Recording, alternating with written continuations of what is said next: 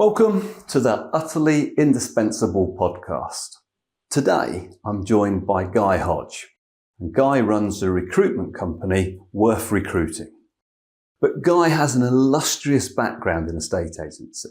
I originally worked with him back in the late 80s, early 90s, when he was an area director with what was GA Property Services. In fact, he worked for an independent I worked with called Redman & Company.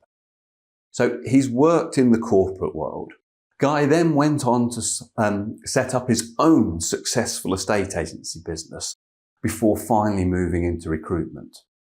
And so it's really interesting to get Guy's perspective on recruitment. If anybody should know about how to recruit as independents or in the corporate world, it is Guy. So I hope you enjoy this conversation. Thanks very much.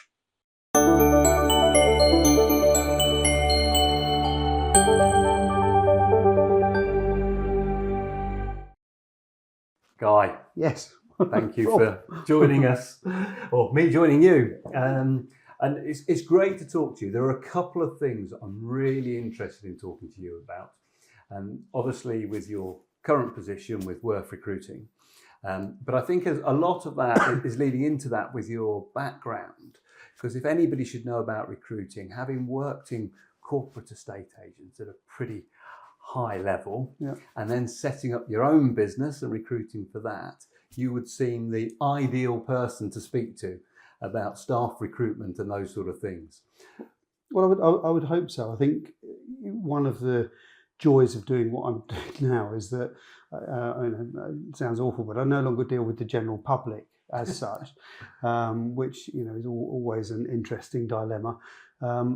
Most of my clients are independent estate agents, which is exactly what I was for the best part of 25 years. Right. And so, for the most part, I'm having conversations with people that have done, been on the same journey that I have, which I suppose is quite interesting. Yeah, it's probably a common route, isn't it, through to that one? Although not many of them have gone on to do the recruitment bit that you're doing. No, I think I hadn't necessarily anticipated that I would do this. This isn't necessarily a route I saw. I thought we'd probably might have owned the estate agency for a little bit longer, but we had an offer when we did, which is why we sold.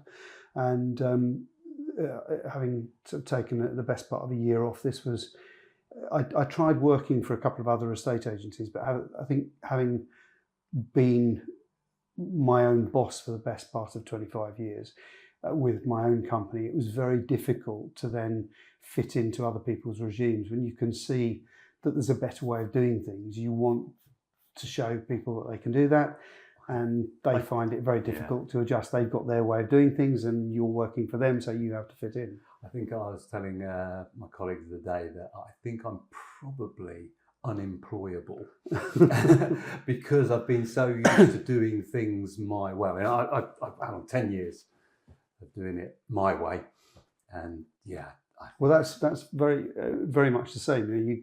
You go into a company, they do it a certain way. You explain that actually there's a better way of doing it where you haven't got so much repetition, where things can go in a straight line, and they're not in. You haven't come here to change the way we work. You've come here to do what we're paying you to do, and which is a very shallow attitude, because I think with my agency, I always tried to develop new things, constantly moving. With the flow, moving with systems, the concept of making things simple so that people only had to do a task once, and that the follow-up from that task would be once rather than, I can remember working for one company where you had to book every single appointment both on the computer and in the diary. And you just thought, why would you do it? Where's the logic in that? You can, if you're only running one diary, then you default to that diary, and that's the one that you fill in. Pick one or the other. Exactly right. Not both, and having to duplicate everything twice. That to my mind just didn't make any sense. So this was very much a something to do in my spare time. But over the course of the last 5 or 6 years, of course, it's gone from something I intended to do part-time to a full-time job with a team of 7, 8 of us now. And I suppose close to 500 clients across the south of England and London, all of whom are independent, or the majority are smaller independent sales and lettings agents, like we were. They're financial services brokers, they're surveying companies, prop tech companies. If it's property related, we recruit for it now. Okay. So take me back to the beginning, Guy. Okay. Way back. What got you into a estate agency? How did you start out? Well, it was a very strange, actually. I'd finished university. I was working for the civil service. I was in an unemployment benefit office, would you believe? Okay. If I tell you how depressing it was, we used to take turns in buying half bottle of brandy a day to put into our coffee, because that was really the only way that you could get through it. It was horrendous. And I'd met a girl back down this way. My parents were originally from Kingston, and I came back down this way. And I saw an advert for an estate agent, and I thought, I did a little bit of research. Well, I spoke actually to a couple of an estate agent next to the office that I worked in, had a chat with them about what the job was like, and I thought, well, this actually sounds quite good. You know, the harder you work, the better, the more you get paid, and I quite like the sound of that, rather than the civil service where it doesn't matter how hard you work or how hard you don't work. You get the set amount every year and possible increments. So it actually looked quite exciting, and there was a possibility of a company car, which I thought was ultimately very exciting as well, having no vehicle at the time. Yeah. So I packed my bags and came down, and I had the original advert was for a company called Ellis Cop. You may remember back in the day. I do remember. They, I think, were bought out by what's now Connell's Group, Sequence. Okay. So I think they became Sequence offices, and I came down and met the partner at Ellis Cop, and then the senior partner. I had a 2.5 to 3 hour interview meeting the two of them. It just seemed to go on forever. And I got a call the next day, first thing in the morning, probably about 9:30, just saying, Guy, love to meet you, really enjoyed meeting you, and we would offer you a job, but we've decided we're going to take on somebody else who's just been in the business a little bit long. You know, they've got a bit of experience you haven't, and we think that we can get them up and moving more quickly. Okay, from my perspective, I wasn't really losing anything because I didn't know anything about it. But I got a call at 2:00 in the afternoon from a chap called Steve Goodfellow, who went on to run Goodfellows. He was working for a small agency in Worcester Park at the time, and he just said, I've just been playing squash with George Morgan, would you like a job? And so that was it. I think I came down and met him once after that, but essentially I got the job offer based on my experience. And of course Steve ultimately went into business with George Morgan and set up Goodfellow, so that was the two of them obviously knew each other very well. Yeah. And so that was my first foray into estate agency. Okay, and you've not looked back since? Well, no, not quite. Interestingly, the setup at the company that Steve ran, whilst he was my manager, I was in an office on my own. It was myself and a secretary, and I was pretty much left to get on with it. But there were two remote partners who would call in. One would call in and lecture me on how I should be running the business, and the calls were normally about an hour and a half a day. And that got to be very irritating. I never got to see them. The other one, the husband, would simply phone up and shout at me for no apparent. I can remember on one occasion, after I'd been there for about 3-4 weeks, I was sort of picking. You know, it's not rocket science. Otherwise, I wouldn't be doing it. Nope. It's, you know, you get a property, you find a buyer for it. Yeah, that really is it. You market the property, you put a board up. Well, anyway, after about 3 weeks, I got a call from the board company to say that all the boards had been used up, 17 of them. So I phoned the partner and said, is it possible to get some more boards? Well, why do you need more boards? Well, I've got all the ones up that we have, and the board company just called me. Well, you can't have done. There's 17, you know, we've got loads of boards. I said, no, there's 17 boards and all of them are up now, and that's their whole supply. They don't have any more. Well, no one told you to order boards up. I said, oh, okay, I thought that's what you were supposed to do. You're not paid to think. And it's exactly the same process when I started. They wouldn't pay their photographer, so I was taking them into Boots, getting the photos printed, putting them in the window. Who told you could do that? So, well, I use my initiative. You don't have initiative. You've only been in the job for 5 minutes. And so I probably would have walked away from agency, but for the fact that I was headhunted about 4 to 5 months in by the company you and I ended up working for, Redmond's. I got a call from the local branch manager who noticed that all our 17 boards had gone up in the space of 3 weeks, and that sort of bothered him a little bit. He said, "Why don't you come in and have a meeting with us?" That was Andrew Jackson. Okay. Andy. It was Andy and Jeremy, wasn't it? The two brothers. Yes. Yeah, Andy.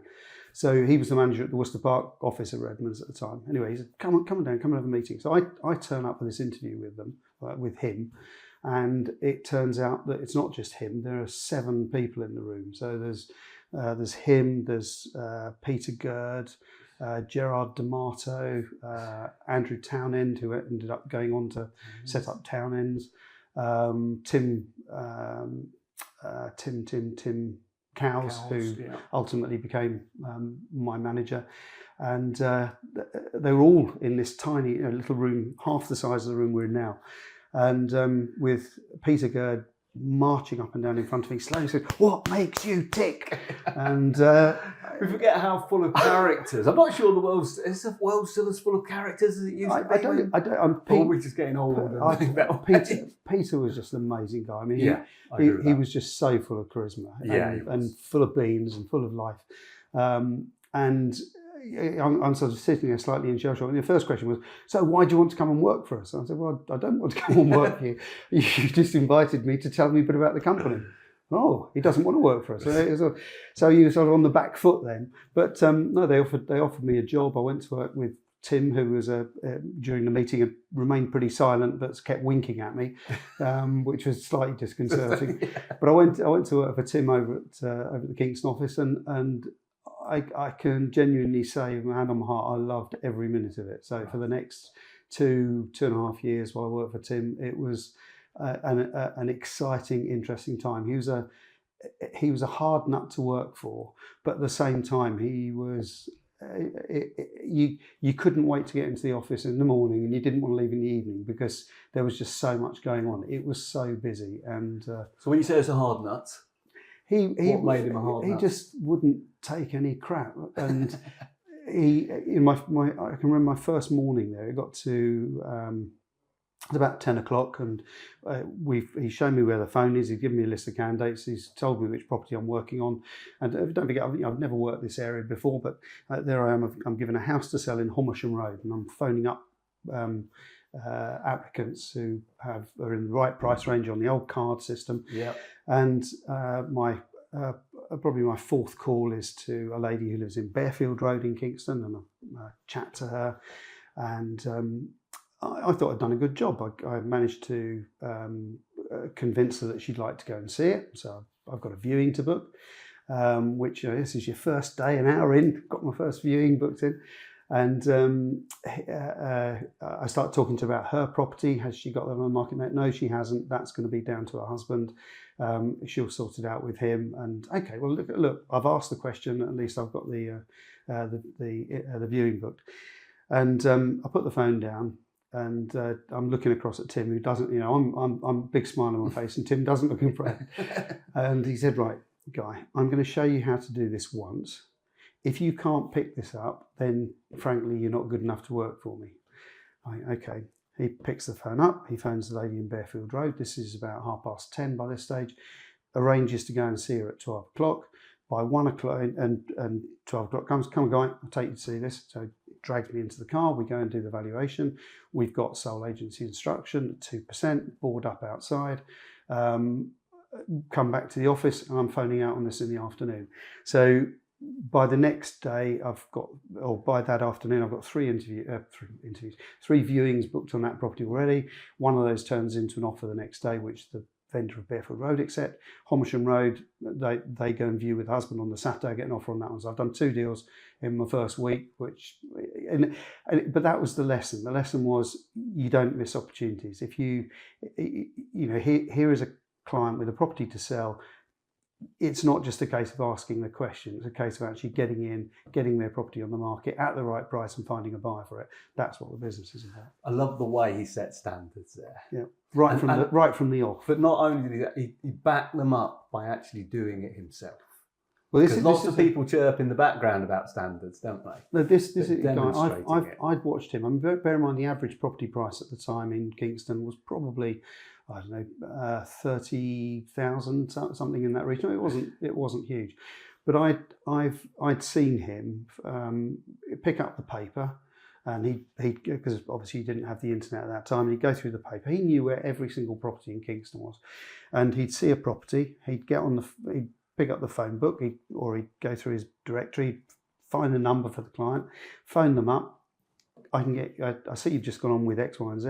I can get you $5,000 more for that. Oh, can you? Yep, I will get you $5,000 more. And we'd do it.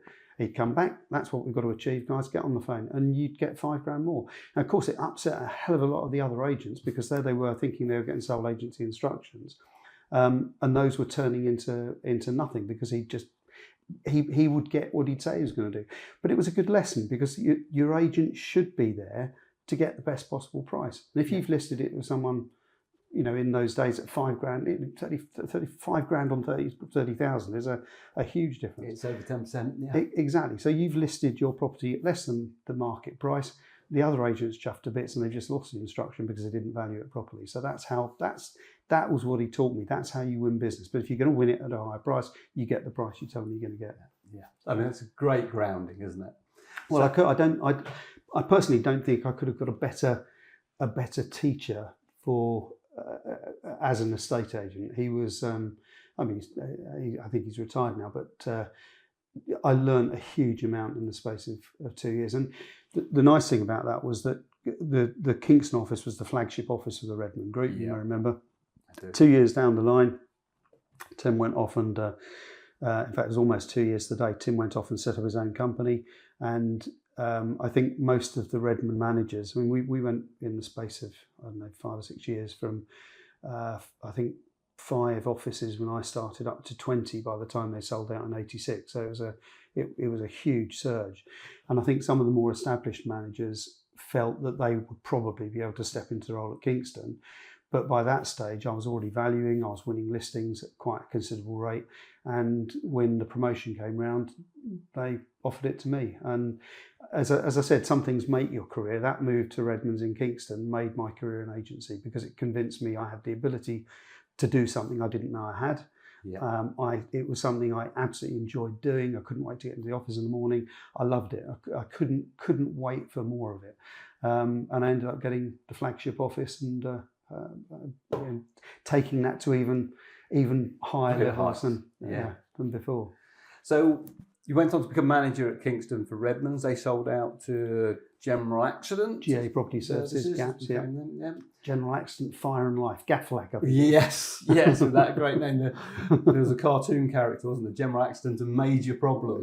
I'm not sure that was the greatest advertising for an estate agent. Or an insurance company, now I think about it.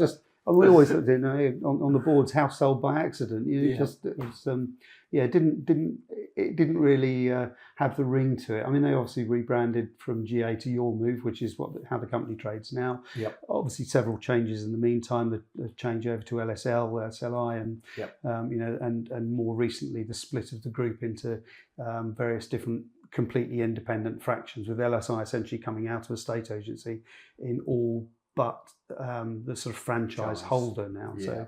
So lots of changes over the last. Yeah, it's funny how they sort of almost got rid of the estate agency, but they did make all their money from the financial services and the insurance products and maybe the lettings and the survey department. I mean, there were a whole sack of ran the survey department. Big guy, Dave Gillam. Yeah. He did a wicked rendition of Hiawatha, I think that was his. That was his party piece. Again, what amazing! If he listens to this, he'll probably be highly embarrassed now. But no, it was a superb rendition of Hiawatha. So, who are the other great mentors you were lucky enough to work with? I think Tim was a legend. I mean, he could be an utter bastard, but he was a joy to work for because. you were sort of inspired by him just because he was so good at what he did. Yeah. But I suppose the other partners at Redmond's would also fall into that category. Nick Priest, Peter Gerd, Mike Honor, Richard Jackman, to maybe a lesser extent because I didn't have so much to do with him, but certainly Mike Honor would have been my next in management line, and dealt with him a lot. And both Nick and Peter I've seen over the years, and valued the advice that they gave at any time. And they contrasted too, didn't they? They probably had skills in different places. All very different. Nick was sort of quiet and office-based. Peter was the showman. In fact, to such an extent, he was a musician and set up the Redmond's band, which would be wheeled out on various occasions. They were great. They were partners and directors who had massive character, hugely charismatic, all of them, and they were what you aspired to be as an agent. You looked forward and you thought in 5-10 years, that's the role that I'll be in. That's where I'll be. Unfortunately, it didn't pan out that way because they sold out to GA Property Services, so we didn't ever get the chance to move on up. But the good thing about it was that when the sale to GA Property Services meant that during those years where it would have been 88 when the market crashed. August 88 when the joint tax relief ended. Exactly, MIRAS ended. Redmond's were probably, I don't know for a fact, but I would imagine they were quite highly geared because they expanded from 3 or 4 to 20 branches. And I imagine that had we gone into the end of the 80s, 88, 89, 90, I think they probably had a few problems. They'd certainly have closed branches. But the fact they sold out to GA meant you had this sort of massive insurance company who were essentially underwriting the business for the period, for a 2 or 3 year period. And, that meant I was running it as an area manager. So I was a staff manager rather than an estate agent during that time, which I hated. In fact, we took over a new company in Wimbledon Village at the time. So I sort of based myself at Wimbledon Village because I could sort of be more of an estate agent there in a branch that had failed, and actually spent my time turning that around and building it up rather than worrying too much about the management of the other branches. But such is life. Yeah, it's interesting that, isn't it? How different people fitted into different things. Because I've always thought that I was an okay estate agent, but I was lucky enough. I went through evaluation with Peter Gerd. And at one point he sat down with this guy and he said, "Let's face it, your house is a shithole." I would never have been able to get away with that. And the guy just sat there and went, "Yeah, I suppose so."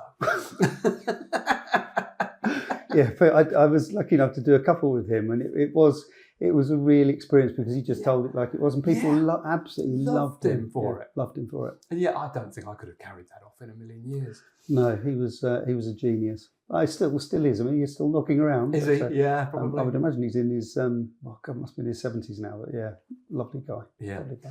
So after then, you then set up your own business. Is that right? Yeah. Well, I got to a point where I just couldn't see myself carrying on working under the GA banner. There was a point where on a Thursday or Friday the regional MD made me redundant or told me I was redundant. Then when I went back in on the Monday, Tuesday to talk to him about it, he said, I said, "Okay, what's the redundancy package?" He said, "Well, no, we're not making you redundant." Well, that's what he told me. He said, no, we're definitely not making you redundant. We're just changing your job description. You're going from running 22 branches down to running 5.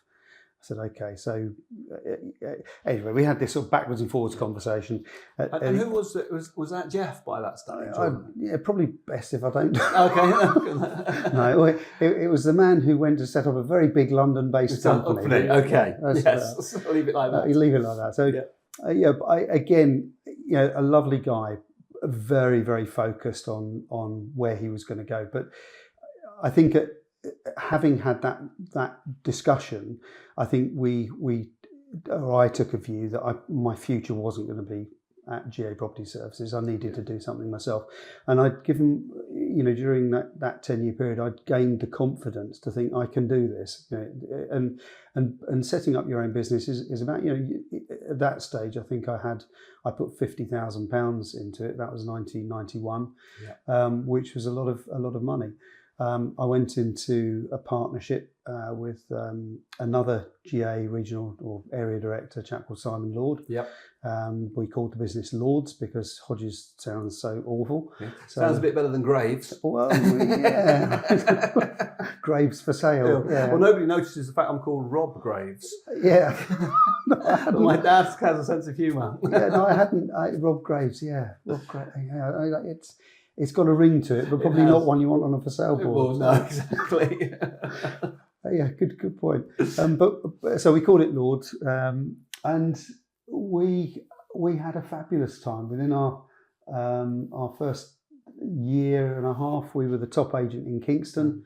We opened up with a completely fresh approach at a time when other agents were closing. I remember the bank manager saying to us, why do you think you're going to succeed where others are failing? And the pair of us sat there and said, well, we've based our business model on the fact that there are always going to be people being born, dying, getting divorced, getting married, having more children. Yeah. If we can work on the people who have to move rather than who want to move, for financial reasons, to make money, if we can concentrate on the core people who are moving and make a business out of that, then we will be successful.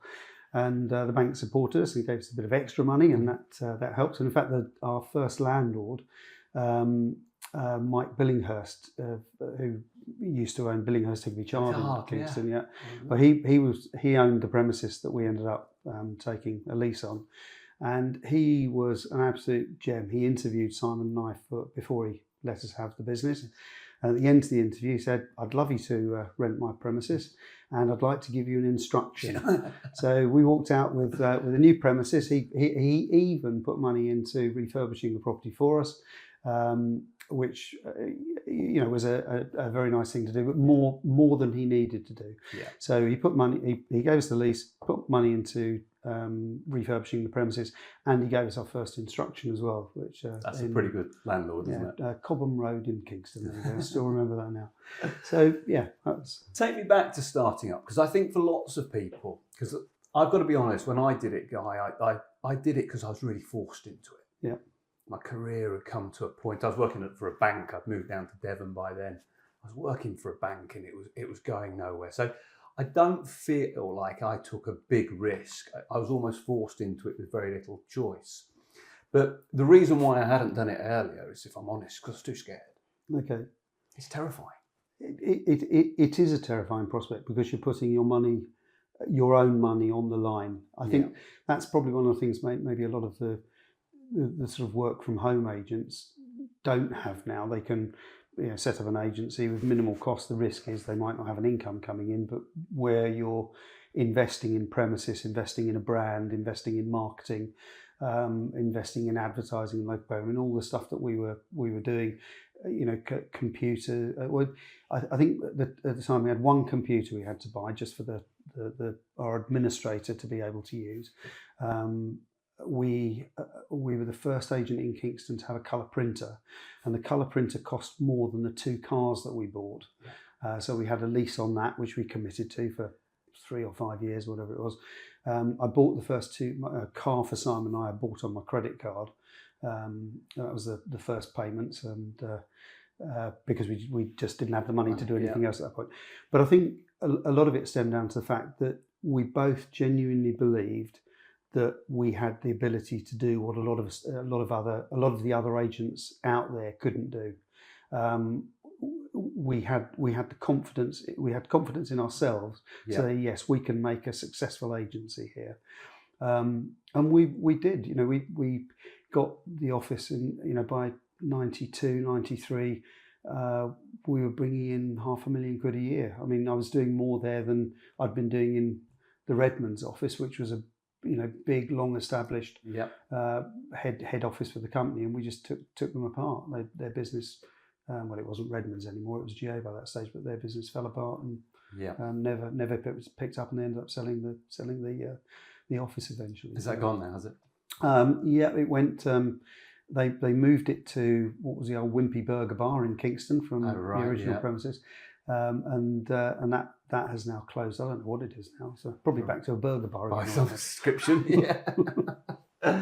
So how long were you at Lords for, and what did you do with Lords in the time that you were there? Lords was great. It was an adventure. We opened the Kingston branch in end of '91. We opened an office in Ham. I think about 2-3 years later, we opened a lettings division. A chap called Rob Fife joined us. Yeah, ex GA. Well, he was part of the Bancroft Groves, yeah. who were also taken over by GA. So another GA area director. He came along to us one day and said, "Look, I'd like to set up your lettings department for you." He said, "What do you know about lettings?" "Well, nothing, but I can learn." And so Sure enough, he did. On the basis of that, we said, "Yeah, let's go ahead." So we created a partnership for lettings, and Rob set that up, and it became an incredibly successful lettings company in Kingston. We then opened the Ham office. I think that was a brainwave. I noticed that a massive British aerospace site, which I think was going to have planning for about 400 or 500 new homes on it, had passed, had just been given the go-ahead. And at exactly the same time, a shop came up on Ham Parade, which I thought was probably the best one. It was right at the end of the parade, really visible from the main road. And I couldn't wait to get into the office in the morning to say to Simon, "We've got to make an offer on this office and open there." And although we didn't get any of the new home sales, we ultimately became the main agent for resales on the site. Yeah.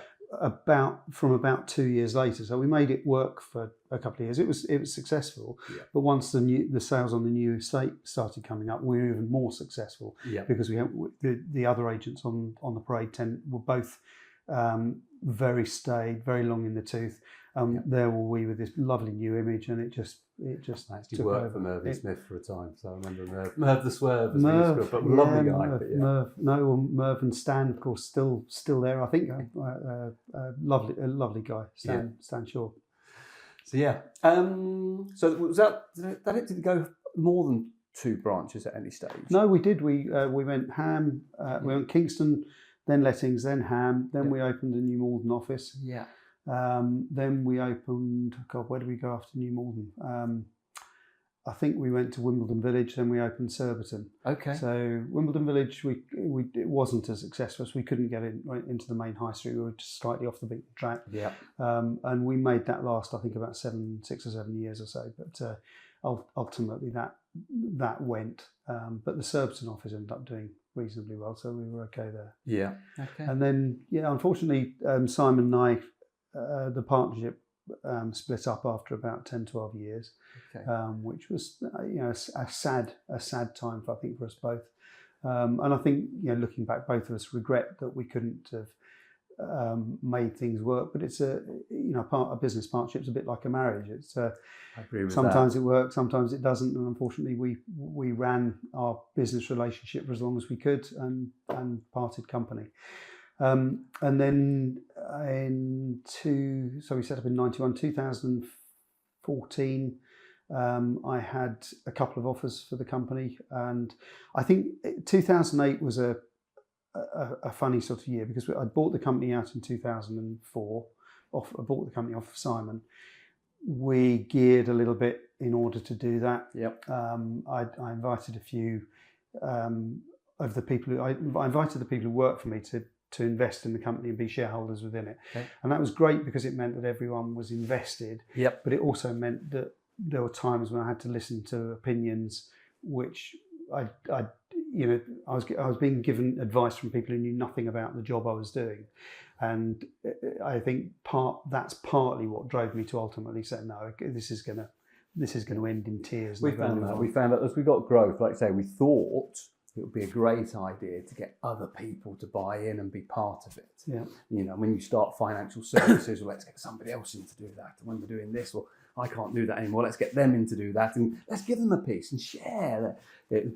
And actually, all it just makes it's harder work. It's hard enough getting 2 of you to agree. Never mind when you get 4 or 5 of you. Well, it should have been relatively easy, but I'm not a greedy person, and I tried to create a situation where the smaller investors had a voice. Yeah.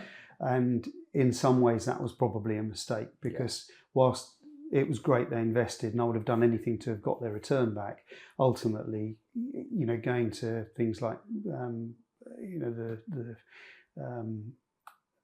directors' meetings, and having all the shareholders there. Well, they're shareholders. They've got a right to know what's going on. Yeah. But we were in difficult and challenging market conditions. Yeah, especially in 2008. Well, going right the way through from 2004, 2005. 2008 was incredibly challenging. We ended up selling the lettings division at that point in order to keep the sales department going, because the market just crashed everywhere. And I was sort of going to these shareholder meetings with shareholders who really had no understanding of the effort that was going in to try and keep the company afloat, and the difficulty we were having in trying to make any kind of profit. And that was an interesting time. So when I ultimately got an offer for the company in 2014, I thought, what, I've probably done my day as the owner of an estate agent. It was time to move on. And I'd say, not that I left estate agents entirely. I took a year off, worked for a couple of other firms, and then it was actually a recruitment consultant who said, what about becoming a recruiter? Which I did with them for a short time. Yep. But then I just thought, what, I can do this. Having had the confidence to start my own estate agency, I thought, no, I've actually got the confidence to be able to start my own recruitment company. So let's do that, and let's head off in a different direction. Hence, Worth Recruiting was born. So yeah, brilliant. So lots of stuff that I'd love to get your take on, guys, around recruitment, because it's a really interesting topic. And there's sort of always two sides to it, isn't there? There's those people who are out there looking for jobs. Yep. What's some of the advice that you would give to people like those looking for estate agency jobs or moving within a estate agency? Well, the market is incredibly challenging at the moment, and in the time that I've been working as a recruiter, which is since 2016, so what's that, 7 years now, the shortage is always on the candidate side. So we're always looking for good candidates. Right.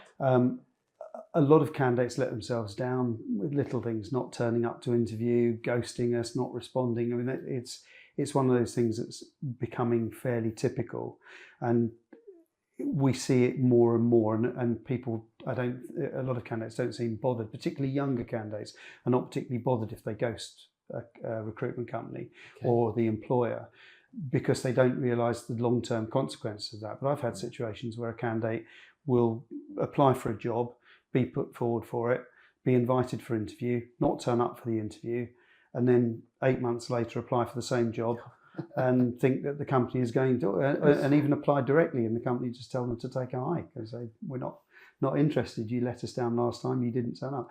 So it's the whole property industry is a very small world, estate agents in particular, a very small world. Yeah. And you'd be amazed how many people we just have to look at us two, reading off the names of all the people that we know. Exactly. And I always think you're in the property business, you're probably one person away from knowing somebody. Yeah. So if you don't know them, somebody you know knows them. Yeah. It is very much like that. I think the best guidance I would give to people now is when you first approach, you first decide you're going to look, make sure that you have a nice, simple CV. So don't go wild on your CV. If you're applying to be in the same industry, I don't need to know every single task that you're undertaking as a negotiator. I just need to know that that's the role you've done and the successes you've had within it. I would always guide people to put a good photograph on their CV, but a business image, not here's me at the gym, look at the size of my muscles. This is much more this is me behind a desk with a phone in my hand, with a diary in front of me. This is me doing the job, or this is nice head and shoulders professional image. And do the same with your LinkedIn profile, because it's amazing how many of our clients, as we're talking to them about a candidate, will be checking on the internet, looking them up on LinkedIn, and they want to see what the candidate looks like. They want to see how they present themselves. So make sure your LinkedIn profile, if you're going to have one, is smart and is a good advertisement for you as a business individual. That should be your business profile. Right. And I'd also say make your other social media discreet. I've had candidates before now lose job opportunities because the employer has gone onto their Facebook and said, no, Guy, this guy gets pissed every weekend. That's all I see it posts on Facebook, and I'm not going to take him on as a result of that, or things that are worse. You've got to bear in mind that everything that people can see about you on social media is something that they're reading into the CV that you haven't necessarily written. Back in our day, we could be two different people. You could be the professional person, and you could be. Well, I can think of several estate agents who probably were two different people. And managed to get away with it, two different names and fraud and all sorts of things. But I think these days it is a lot easier to see what people do, and so keep your social media discreet, but keep your LinkedIn profile as a business profile about you.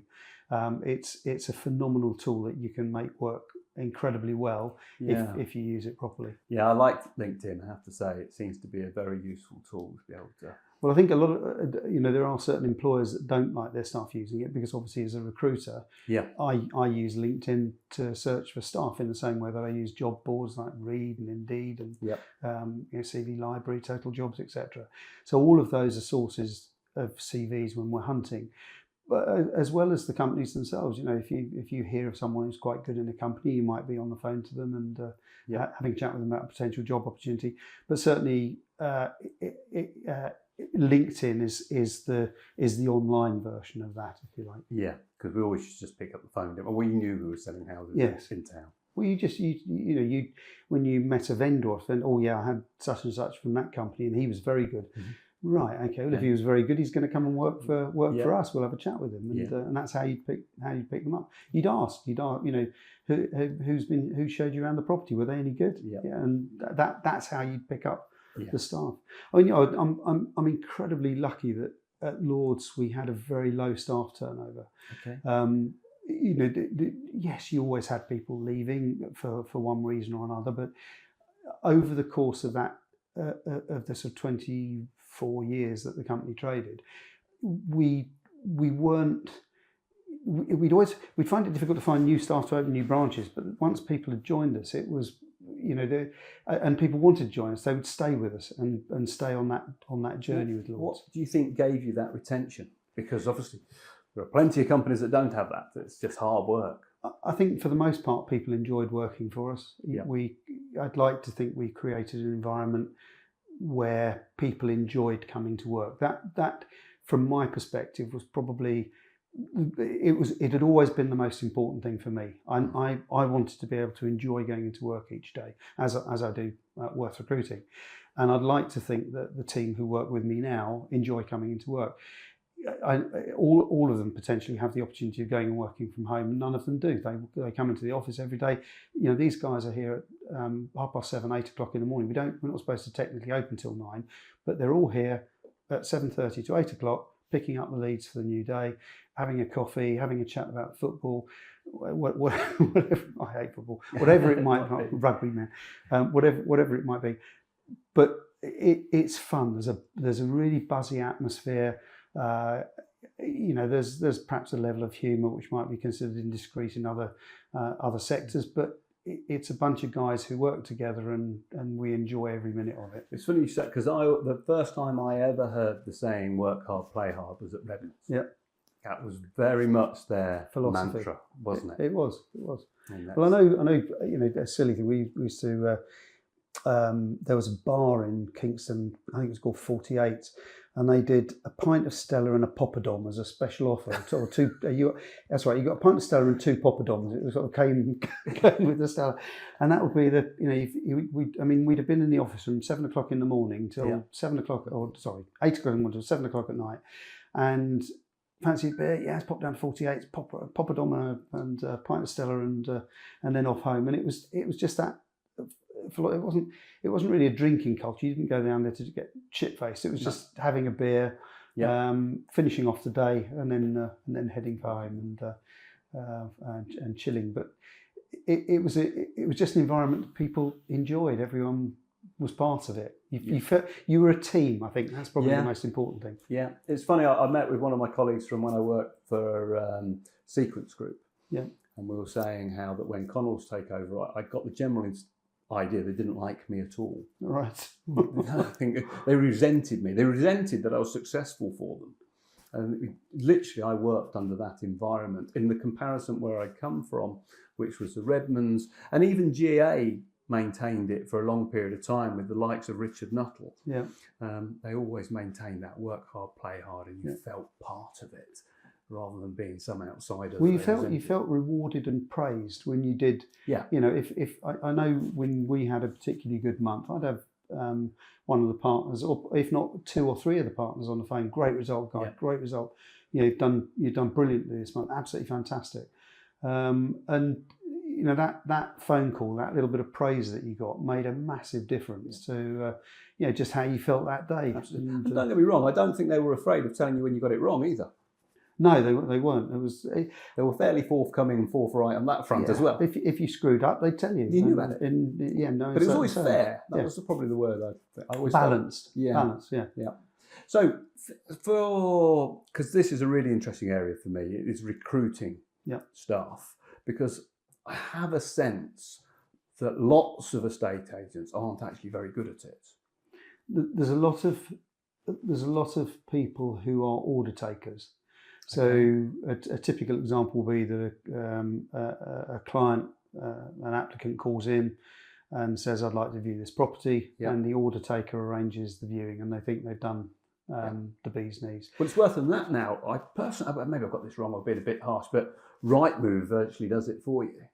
Well, Rightmove is supplying the leads. The applicant or the viewer goes on Rightmove, they see the property, they call the agent, I'd like to view this property. Yep. And all the estate agent has got to do is do a viewing. And a lot of estate agents, negotiators, praise themselves for their ability to be able to arrange a viewing. Yeah. I've been able to arrange 10 viewings this week.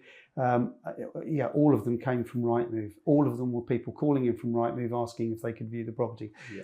But when you delve in and say, what else did you do? Well, that's my job. I don't have to do any more. Whereas, you know, in my upbringing was very much that it's a rounded job. You're not just looking for arranging a viewing. It's how many other viewings can you do with that particular applicant, and how many, you know, can you get their property on the market? So the conversation will be much more along the lines of, right, I'll get you booked in to see that one. It's absolutely fine. Let's take some details for you. I've also got 3 other properties in the street. Let's get you booked in to see those. What are you doing with your property? Let's come along and have a look at that and get that on the market for you straight away. So much more assertive, much more in terms of seeking opportunities, looking for opportunities that might exist in order to develop. I felt that we were almost forced into, because you would know your buyers so well. So the moment a property came on, I knew who'd buy it. Yep. I'd know straight away who would buy it. Half the time we would be selling properties long before the photos have been taken. The classic one is, I'll go and take the photos and I'll do 3 viewings while I'm there taking the photos for you, boss. Yeah, well, that's good old-fashioned agency. I think I can remember one of the only things I learned from the first agency I went to was that the owner of the business said to me, if you've got a good memory, you'll remember people and they'll just pop into your mind. If your memory's not quite so great, you'll write them down. And I suppose there are moments when I've had flashes of inspiration, just going, oh, I know who's going to buy that. Yep. And you'd be on the phone to them. There are other times where I simply did the legwork, which was to go to the applicant box, pull out the 30 or 40 cards in that price range, start a particular letter, and then work through and call after call after call and be systematic about it. Because the other advantage of that, of course, is that if you're getting more than one candidate, mixing up my candidates and applicants, if you're getting more than one applicant around the property, you had a better chance of getting 2 offers or 3 offers, and then you got more for the vendor, a bit more for yourself, but primarily more for the vendor, and you did a better job, better choice of buyers, etc. We worked in an environment where somebody else was going to get a viewing as well. Exactly. Well, it was. And we weren't going to be the only ones. I think within Redmonds it was personal commission. It was, yeah. And you were paid the commission only if your buyer bought that property. Yep. So when you didn't have individual applicants, it was an applicant box, a box of applicants. Everyone was kept in there. I mean, obviously there was the odd dodgy one, where someone would keep a card in under their the desk table, or, in the drawer, and go, that one's so good, he's not going in the box. But then it all became, after a time, became computerized, which again for me it meant that I was able to reach more people, get the property in front of more people, and I saw the opportunities for that very early in Redmond days. They were the first agent certainly in this area to be operating a computer mailing system. But don't forget, mailing in those days wasn't email. No, it was mail. Yes, it was hard mail. So a typical send out might be 300 or 400 people in a particular mail shot, and you'd be folding up details, and it might be 3 or 4 different details. So when my first job when I moved down to Surrey was out in Addleston near Weybridge. And I was a junior, so I didn't even get a desk in the front office because as the best salesperson, you got the best desk, and it went backwards. And new into the office, they didn't have a desk for me, so I had to sit in the back and do the photocopy. Okay. So on that one day a week where we sent everything out, we used to write out their envelopes. Do you remember that? Yeah, writing. Write out our envelopes and put them through the franking machine. Yeah. And I was given the job of photocopying all the details and folding them and stuffing all the things, franking them and then taking to the post office. And that was my job. So when my business cards turned up, I put my business card on the photocopier so that every single detail that went out had my details on it. And I became the top salesman. And it took them 3 months to work out what was happening. But when they worked out what was happening, one of them did try and kill me. He literally tried to kill me. But that's being astute, isn't it? That's looking at an opportunity. That's saying, okay, these guys are leaving me to do all their work for them, all the post out, which they're benefiting from. I'm going to put my business card in, and when the people call in, they can call in for me. Well, I got the top desk, so now I had the top desk, and they were really angry about me getting the top desk because I had a funny little northern accent and come down here and I was selling houses. So what I said was, well, I'll tell you what, I'll carry on doing the photocopying. And they're going, too right, you're doing the photocopying, son, you're the junior, get back there and photocopy whenever, without realising the whole time I was using it to win all the business. Yeah, well, but it doesn't show how business standards change and business opportunities change. In the days before the photocopier, or it would just have been a phone call or a hand typed. And when I remember when we got our colour copier, it was a colour copy eventually, but before that we had to stick coloured photographs. I remember that. So you'd order 50 or 100 photographs, and they'd be delivered, and then you had to stick those on, then fold the details up. And the window cards used to curl in the summer when it got too hot. Well, I think now it's all lighting displays, which are much neater and look really good. That was good. So coming back to recruiters, because when I see it, I think of some of the interviews I've witnessed, which have been terrible. Well, I think one of the biggest problem with estate agents is that a lot of estate agents are salesmen. So if they're conducting an interview, they forget not to be salesmen. They're interviewing, but actually the pitch tends to be that they're pitching their company to the candidate. You want the candidate to win over. You want the candidate to like you. And I have to admit that probably in my early days of estate agency, that's exactly how I conducted interviews. It would be me telling the candidate about the company for an hour. They nodded a few times. So I really liked him. He nodded everything. He agreed with everything I said. He agreed with everything. Yeah, he's the right guy for us. And of course, that you need to turn it on its head. You should your interview ratio should be, in my opinion, 80% in that first interview. 80% is the candidate speaking. You want to be drawing them out. You want to be asking questions, but drawing them out. So that you're finding out about them. That is the whole purpose of that interview. And you want to bear in mind, this isn't a financial investment for you. So as the employer, you need to prepare for the interview. You need to have looked at the amount of interviews I have where the candidate will come to me afterwards and said, well, the client knew nothing about me. They asked if I had a copy of the CV because they'd forgotten the one that they'd been sent. So I had to give them that, and they were reading it and asking me a question, and then spent the rest of the interview telling me about how good they were. And if you can get the balance right, the first thing is you need to identify what it is you're looking for. What do you need from the member of staff? What type of staff are you Yeah. looking to employ? What type of character are you looking to employ to fit in with the team? I've seen that as well, Guy, where I see people change the job role because they've met somebody that they like, but that doesn't suit the role that they actually have available. And so they squish and squeeze the job role. I think that sounds a bit like the tail wagging the dog. It does a bit, but I think there are opportunities. If you're a good employer, should adopt an always be recruiting attitude. Yeah. Because I can think of 2 occasions immediately where I've employed people for jobs that I didn't have. One was a sales progressor. A girl came in for an interview for a negotiator role.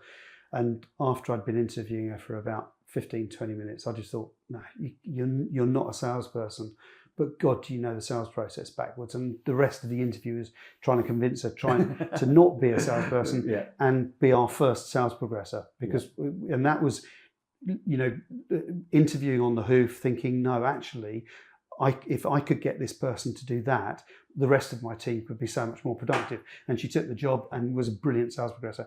The other was a guy I interviewed for a manager position. I thought, no, he's not right for this office, but actually he'd be brilliant for the office I've just mothballed up the road. And offered him a job. He came in and we had an office that was profitable within a year. But the office I was interviewing for wasn't the one that would have suited him. And so I think if as an employee you can adopt that always be recruiting attitude, you can adjust the parameters of a job a little bit. You can, squeeze a square peg into a round hole to a certain extent, but identify first of all what characteristics you need that individual to have. It's amazing how quite often you'll have 2 or 3 people in an interview panel, the directors of a company, and each of them has got a completely different view of what it is they want, and you need them to go away and have a conversation about what it is they want before they start the interview. Even if they're ultimately going to be flexible, the type of person that they like, the type of person that would fit into their regime better. So I think with candidates, it's very much a case of looking at the skill set they've got and looking at the attributes they've got and then thinking, okay, I can probably train them to the other things, but is their attitude right? I agree with that entirely. But I think there's an element there, because what I seem to be hearing is you need some structure for your interview. Yes. You need to decide how it's going to work, so you've got some control over what it follows. I think there is merit in selling your business. If you're a good candidate, you're going to get more than one job offer. But likewise, I think if an interview is well earned, it feels more rewarding when you get offered it. Yes. If you actually just make it a simple process and don't dig a bit and don't make it feel like this is well earned. Well, there should be a bit at the end of the interview where a good employer has let you speak for 80% of the time. They've asked you questions about yourself. They've gone into your career history. They've asked you to explain what you've been doing and the successes you've had, just your strengths, your weaknesses. And then you get to a point at the end of the interview where the employer says, do you have any questions? Yeah. At which point most candidates say, oh no, I think you've answered everything. Because again, most employers have been talking for the last hour. What you should do, if the candidate's been talking, do you have any questions of me? Yes, I do.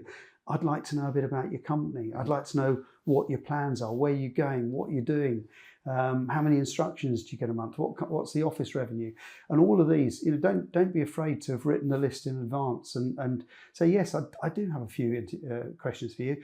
Let me just get my list out. Yeah, no, I agree with that. And go through them, because a good employer will recognise that as preparation. Yeah. The other thing you should do, obviously, is establish a bit of information find out about the company that you're going to interview. The classic. At least look them up on the internet. At least, what do you know about us? Oh, nothing.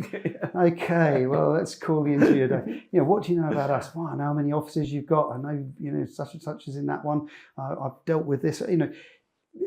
You've got to do your research. I've looked at your properties online. I can see where you sit in the market. I noticed you haven't got very many properties available at the moment. You've a lot under offer.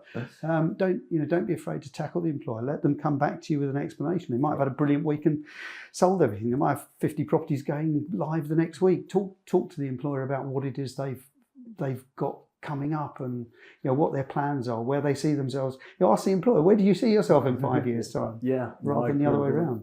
when I did interviews, I was maybe sometimes too structured from some of the feedback that you give me, in that I would always have somebody else with me. Yep. So I wouldn't ask all the questions, because otherwise you just end up in a conversation. And it feels slightly different when somebody else asks a question and you listen to the answer. It always feels different. Yep. The other thing I always did is I signposted. My interviews were structured. So I would say to the candidate, this is what we're going to do, which typically said, I'm going to go through your CV, just find out what you've been up to, what you're doing. I've got some set questions, and these are about the role that we're looking for, and I'm looking for transferable skills from your previous experiences. And then you get your chance to get your own back, and you can ask me a bunch of questions. And then my classic sales line, Guy, is I'd say, does that sound reasonable? Because it's very difficult to say no. That doesn't sound at all reasonable. No, yeah.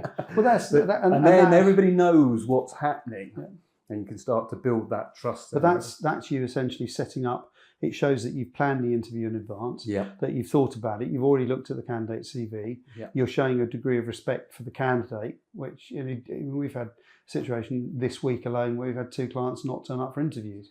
And you just think, this is the client not turning up, not being in the office, not the candidate not turning up. And there's really no excuse for that. It's I've forgotten. I was at a different office, and we've gone to the trouble of getting candidates who are in short supply in to see you, and you've forgotten to turn up and meet them. It's interesting, because if I went back into a estate agency, I would make sure I had the best people in town in every position. Imagine how much easier the whole job and process would be. It would, except that in my mind, you've got to have balance in all things. And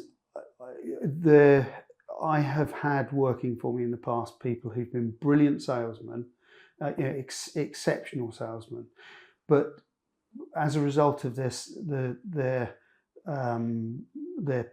personal view of themselves. The egotistical salesman. The egotistical.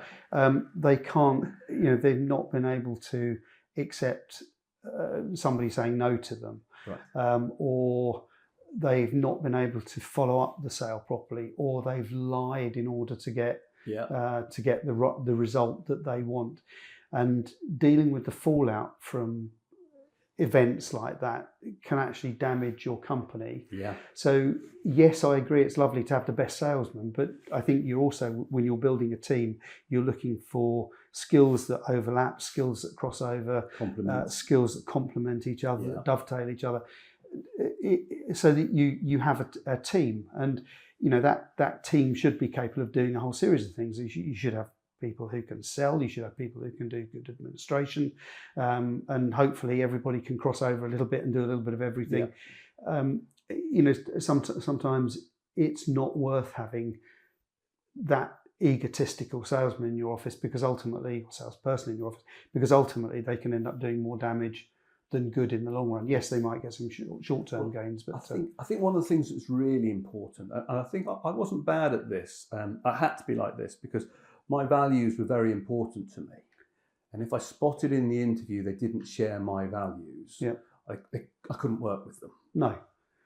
Because although it wasn't my name, because I have a terrible name for an estate agency, as we've already established, it was my name. Do you know what I mean? It was me. They represent your company. Me, And it was bad enough when perfectly well-meaning people made a terrible screw-up. But when people who didn't have the same care and attention did that, it's painful. It's like a dagger to the heart, isn't it? Yeah, I mean, you don't mind people making mistakes, because that's part of the learning process. But if you've got somebody who is, screwing up continually, and that's damaging your reputation. And again, some of the people I had who were the best salesmen I'd ever met, I'd also say, potentially pose some of the biggest problems.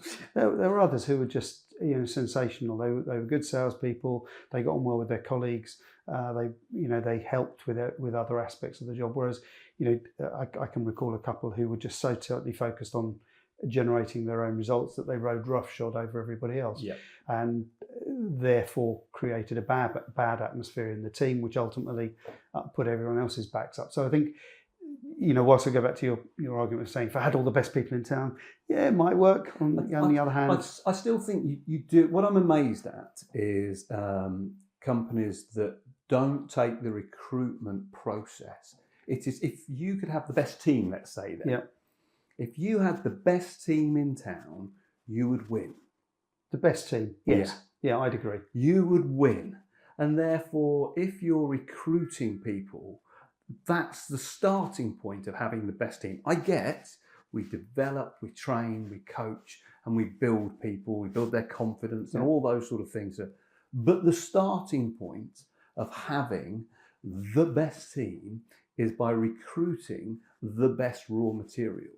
Yeah. And yet people are turning up to interviews without having read the CV yet. Sometimes the employer isn't even there. Yeah. And it just staggers me that businesses are operating and not really, they don't seem to grasp how vitally important it is. Well, it's on the candidates as well. If you there's an old adage which is you only get one opportunity to make a first impression. Yeah. That the employer is going to gauge you as a candidate within the first few seconds of meeting you, how you present yourself, and to my mind, it beggars belief that somebody wouldn't turn up to an interview as well presented as they possibly could be, and understand what's appropriate for an interview and what's not. We had an interview the other day with a lady who turned up in leggings and a crop top, and you just think, it's completely inappropriate office attire. It's completely inappropriate interview attire. Yeah, we've had chaps turn up in jeans and. I don't wear a tie at work. Why would I wear a tie for an interview? Because you're going for an interview. It shows respect for the person you're going to meet. It shows that you have the ability to dress in a smart manner. You can't overdress for an interview. No, no matter what the circumstances. Yeah. If you get there and everyone else in the office in the interview has got their ties off, do you mind if I take my tie off? Yeah. And they'll probably say, no, absolutely not. But the fact you've worn one, you shine your shoes, you iron your trousers. Just turning up looking a mess in the first instance, because that's how people see you, is how you're presenting yourself. So look the part, look like the job you want to get. That would be the first thing. And yes, a firm handshake, not a floppy, fishy one. It's they're little things. Smile when you meet people. Eye contact. I make eye contact. Everybody knows that you're nervous, and they're looking more. But make eye contact, shake their hand, smile, say hello, good morning, good afternoon. Be polite. Don't be afraid to call the interviewer Mr. or So it's being deferential until they tell you otherwise. We've got one client who's in his 80s, and we always say to the candidates, look, call him Mr. Yeah. Because the age group that he came from will appreciate that. If he says, call me by my first name, amazing. Yeah. But just be respectful until told otherwise. I think it's maybe an attitude thing that's perhaps becoming more lost on younger people, because I don't think they have the same degree of respect that maybe one would have shown 20 or 30 years ago. It's interesting though, isn't it? Because I have a sneaking suspicion. I remember my dad telling me the same thing about me. We don't have the same respect that he had 30 years ago. Possibly. So I think, I don't know whether that's just an age thing, that as we get older, we sort of look at it that way. Yeah, very possible. I mean, I'm an old bugger now, so it's I perhaps look at the world through a slightly different lens. But I think it is as much that. I think we spot these things now and they mean more. But I think as a young manager, I started as 21 as a manager, and don't get me wrong, I was rubbish at a manager at 21. But I remember people turning up in jeans and crop tops for interviews. Yeah. And no, I wouldn't have employed them even as a young, hopeless, naive manager at that age of 21. Well, I look at the team I've got here now. We don't wear suits to work at Worth Recruiting. No. It's we've got a very casual dress, mainly because we're the only time we're meeting people is usually online on a video call. 80 to 90% of what we do is on over the phone. Yep. Our interviews are telephone based predominantly. So how we dress isn't important. But every single individual I've interviewed, I've made certain that I've worn a suit, and I've met them wearing a suit, and if I'd expect them to dress accordingly. And we do, as a recruitment company, we do send our candidates notes to say, this is the best way to present yourself for an interview. This is the best way to present yourself for a video interview. This is what you should do when you're having a telephone interview. So we do try and give them guidance. But as I say, you can lead a horse to water, but you can't make it drink. It's funny, isn't it? Because even I say, so I have now a coaching business, so I dress halfway between an estate agent and a lecturer in a temper. But I think... So you wear a suit at the top and corduroys at the bottom. Yeah, exactly. I haven't got patches on the elbow, but it's not far off. But I think about how I present myself to my audience. That's an important aspect. You need to fulfill people's expectations. I think it's essential. And as I say, it all comes back to that first moment of presentation. So I think there are people who don't care. They're not worried about it, or their egos are so large that they just completely dominate. But if you're going for an interview, give yourself the best chance. I think we touched on this last time we were talking. One of the interesting ones is when dealing with some of the corporates. They take so long to recruit, don't they? Well, you've got to set yourself a company process which says, at the most 3 interviews tops, two would be preferred. And again, if you get the interviews right, if your first interview is about asking the candidate the questions, and your second interview is fine-tuning the candidate for the role and giving them more information about the company and the way in which they might earn, and selling, at that point, selling the company more, because you've probably gleaned in your first interview that is the candidate you want. The second one is clamping them. And don't let it run on. I try to say to our clients, particularly the estate agents, when you take on a really nice house, you start phoning buyers, and the first thing you say to them is, you'll phone a buyer and say, well, do you think I could view it at the weekend? And what do you say to them? You say, well, we can book it for you the weekend, but the chances are it'll be gone by then. Or the other one, well, it's the first house I've seen and I really like it, but I can't make my mind up. You really like it. Trust me, that is going to be the house for you. Because all they do is they look at another dozen houses, they come back, it was the first one. We loved that first house. That was the one for us. And by that stage, of course, they've lost it. And candidates in this market are very, very similar. Good quality ones. A good quality candidate. You need to grab them. They're going to get different offers from different companies. They're going to be a sought after commodity. There's watch going on. They're going to be a sought after commodity. For God's sake, if you like them enough, clamp them. Don't delay with the offer. Again, it tends to be the bigger the company, the longer it takes them for the offers to come in. And if it's taking you 2 or 3 weeks and they've still not been recruited by somebody else, I'm pretty sure you've probably got the wrong candidate because nobody else wants them. Well, there are occasions where a candidate will say, look, I really... They want to stick to that company. That's the company I want to work for. And so it's even more disappointing when the company take longer to get back. We like them. But you're waiting for that response to come back, and it just all it does is sours the image over time. And the same with the candidate. The longer the candidate comes back to confirm the interview, it's just chiseling away at the first impression the company had when they saw your CV. Oh I can't make it on that day. Chisels another little bit off. I've got to postpone the interview. I can't get there this morning because my car's broken down, or Granny died. Another little chisel off.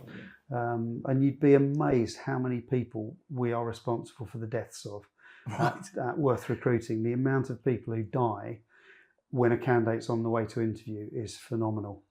It's really, what a terrible thing to say as an excuse. I know. That just staggers me. Well, I suppose logic would dictate that there are going to be the occasional deaths, but when you're dealing with a candidate who has 4 deaths in the space of 3 months, you start thinking, okay. Every time on the drive every time on the drive to the interview, someone else has died, and when it's their mother twice, then you've got to.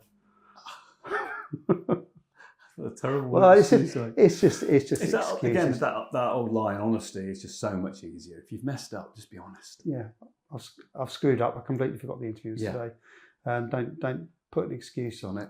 Yeah, I feel terrible. Please give my sincere apologies. Yeah, just tell us. It's Yeah. the more straightforward you are, the more honest you are, the more chance you've got of being successful, in my view. Well, I also think it's important. At the end of the day, the candidate knows more about the candidate than the employer ever does. Yep. And the employer knows way more about the job than the candidate ever will at the end of an interview process. Yep. So the more candid the two are, the chances are of getting something that actually works for both. Well, usually it's funny. It's not the skill set that always sells the employer. It's how the candidates come across. Do they like each other? You know, does the client like the candidate enough to want to employ them? Did they come across as a nice person to interview? Because the reality is, if they've got the right attitude and aptitude, then most people can pretty much learn to do any of the job. You know, I think you started this conversation with this job is not rocket science. No, well, it's not always easy. I'm talking, I suppose, about lettings agency, estate agency, property management. I accept that there are going to be specific roles like surveying roles, building surveyors, valuation surveyors, where you need a specific set of qualifications in order to be able to take that role to the next step, in order to get a job, in order for an employer to consider you. But once they've got to a point where you've got those qualifications and they're considering you, that's the point where you've got to shine as an employee and show them that you're worth employing. Because even if you don't take the job with that employer, even if you turn them down, or they don't make an offer that's good enough, you'll be amazed how often there will be instances in the future where you cross over with that employer. Yeah. You end up, your company doing a job for them, your company cooperating with them, you meeting them at some function, the company taking yours over, your company taking theirs over. And it's about treating people well on the way up, as you might do on the way down. It's thinking that you're always going to be talking to those people again. There's always an opportunity in the future. There might be an opportunity to do business with people. I've ultimately done business with people I've interviewed but not offered jobs to, because I've been straightforward with them. I've gone back to them. I've indicated why I'm not going to offer them a job, but I've said, let's stay in touch. I hope you're okay with that, and I've explained why. And a couple of weeks later, you found out, I've got a house for you to sell, or they call you back, I've got a house for you to sell, and you keep that dialogue going. But I think it's all about people treating people well. Yeah. Simple as that. Can't think of a better way of putting it, really. Brilliant. Guy, as always, been an absolute pleasure. Thank you so much for sparing so much of your time for me. Been a pleasure. Thank you. Thank you. It was great to chat to Guy, to hear about all the old times and all his learns from the estate agency world, both working for other people and with his own business. He's a wealth of knowledge. But I think particularly what's worth taking from Guy is the important aspect of recruitment. I think all too often we don't hone in on this process and get it down to an absolute T. It is so important to everybody's business that they get the right people doing the right jobs. So I hope you got an awful lot from that chat with Guy. Thank you.